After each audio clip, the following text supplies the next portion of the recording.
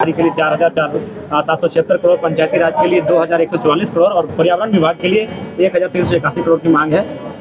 मेरा मानना है कि चूंकि गांव के साथ छल कपट नहीं होना चाहिए, गांव की जो भी राशि है वो गांव तक जानी चाहिए।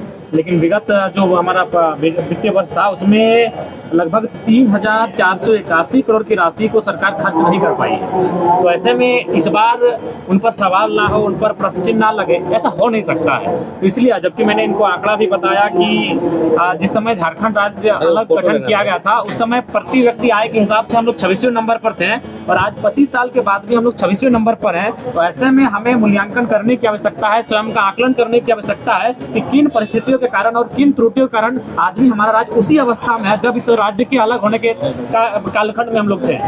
तो इसलिए मेरा मानना है कि बजट निसंदेह शब्दों में, अंकों में बहुत ही सुनहरा है, लाजवाब है, लेकिन बजट की सार्थकता उसी दिन होगी जब ये 100% खर्च के काम आएगा।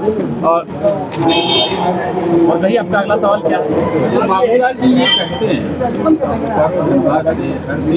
400 से 500 देखिए उसमें गलत नहीं कह रहे हैं, सही बात है। बाबूलाल जी अगर कह रहे हैं, उतने अनुभवी व्यक्ति हैं, आप उनकी विचारधारा से विपरीत हो सकते हैं, उनके कुछ बातों से असहमत हो सकते हैं, लेकिन फिलहाल ये मामला सत्य है। अभी मान के चलिए क्योंकि सीजन है, क्योंकि अगर आप कोयला को समझते हैं तो आपको जानना होगा कि जैसे बारिश का टाइम आएगा वो सीजन ऑफ हो जाएगा, तो अभी सीजन पिक पर है।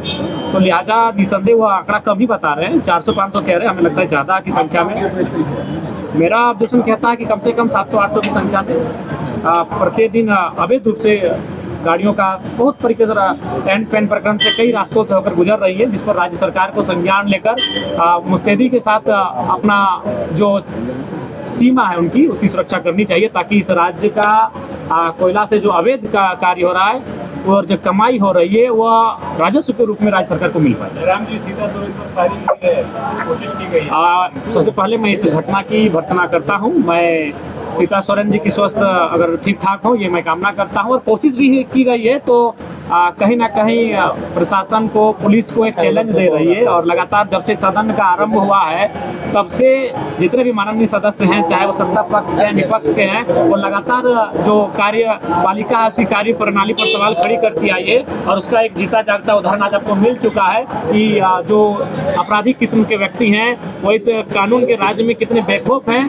कि मान के चलिए मुख्यमंत्री के परिवार जो पूर्व में विधायक रह चुकी है उन पर गोली चलाने से या फिर उन पर हमला करने से नहीं चुक रहे हैं। अच्छा जयराम जी, बजट सत्र में एक परंपरा है कि माननीयों को विभाग से गिफ्ट दिया जाता है, क्योंकि आप एक अलग तरह की राजनीति कर रहे हैं, तो आपका क्या कहना है इस पर? देखिए मेरा कहना है कि बिल्कुल ये उपहार की जो परंपरा है ये बंद होनी चाहिए। उपहार देने की परंपरा बंद होनी चाहिए। अगर उपहार में आप कुछ कागज, कॉपी, कलम, कुछ जरूरत के विषय देते हैं तो ठीक है। अगर कुछ ऐसे विषय दे रहे हैं जो महंगे हैं, जो लग्जरी हैं, तो मेरे हिसाब से बंद होने। आप स्वीकार रहे कि नहीं? देखिए हमें अभी तक कोई गिफ्ट नहीं मिला है, और अगर मिलता भी है तो मेरा हृदय बहुत विशाल है। जैसे कल हमको 6 को डायरी मिला था, हम अपने दोनों अंगरक्षक को दे दिए, अपने ड्राइवर को दे दिए कि भैया मिल बांट के रखो। राम जी आज एक ओवन मिला है आपको? क्या सर? एक ओवन मिला है 18,000 क्या है? ओवन, माइक्रोवेव ओवन क्या होता है? खाना गर्म बिजली से जो ये तो हम पहली बार सुन रहे हैं। तो अभी तो मिलवे नहीं किया है, तो इस्तेमाल। अच्छा मिला है, अगर मिला है तो निसंदेह हम कल पत्र लिखेंगे माननीय अध्यक्ष महोदय को कि गाड़ी में रखा है, जो कि किसको दीजिएगा ये बताइए?